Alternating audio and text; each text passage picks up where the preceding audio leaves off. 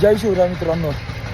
तर तिरुपतीला आहे ना आपण 4 वाजता पोचलो आणि जिथे CRO ऑफिस आहे तिथे मित्राला पाठवला. तर तिथे रूमसाठी म्हणजे टोकन घ्यायला लागतं, नंतर रूम भेटतं.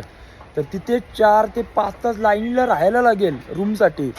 मग तेव्हा तो टोकन भेटेल तेव्हा रूममध्ये जाव.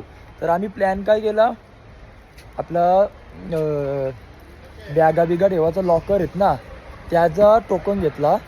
काही काही काय मागतात, आधार कार्ड मागतात. आधार कार्ड घेताना आपला नंबर आणि प्लस आपल्या त्या मस्तीवर डोलं या करतात. तर आम्ही दोघाही 2 लॉकर घेतलेत. सॅडल बॅग्स आपण मित्राच्या लॉकरमध्ये ठेवलेत आणि टॉप बॉक्स आता मी न्यायला आलो.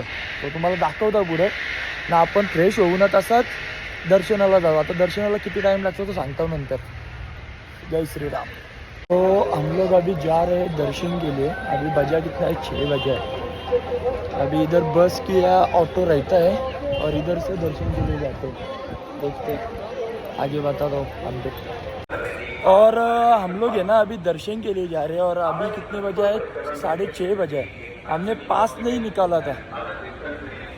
पास नहीं निकाला था इसलिए हमें दर्शन के लिए कितना घंटा जाएगा अंदाज से? 4-5 घंटा जाएगा. 4-5 घंटा जाएगा अंदाज से. उससे ज़्यादा भी जा सकते. हाँ, अब पास निकाला होता तो 3 घंटे में हो जाता. अभी 8 घंटा भी लग सकता है, 12 भी लग सकता है, कुछ आइडिया नहीं, बताते बाद में.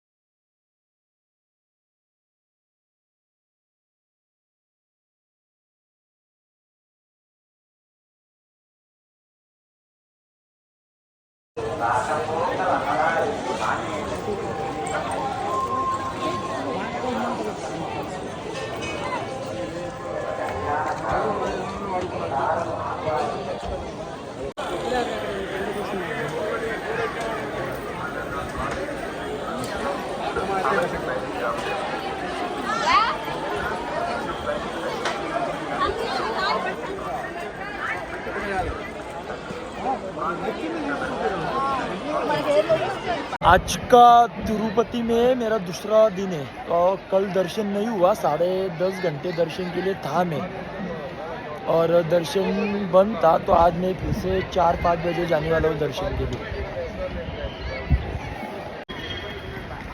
जय शिवराय मित्रांनो. तर आज आपण 3:30 वाजता दर्शनाला गेलेलो. तर आपला दर्शन 5:30 वाजता आला, 2 तासामध्ये. काल आम्ही 20 तारखेला 8 वाजता गेलेलो रात्री. तर सकाळी 6:30 वाजता मी त्या हॉलमधून निघलो बाहेर. तिरुपतीचे दर्शनासाठी जातात ना, तिथं हॉल असतात. तर तिथनं आम्ही 6:30 वाजता निघलो. मग नंतर तिथले फलटणचे मित्र होते, अशी फ्रेंडशिप झाली. त्यांच्या रूममध्ये झोपलो 5 तास. 2 रूम होत्या त्यांच्या. मग नंतर वापस 3:30 वाजता दर्शनाला गेलो. तर आता आपण जाणार आहोत कुठे माहिती आहे का, चेन्नईला. पॅकिंग चालू आहे, दादा पॅकिंग करतात. चलो.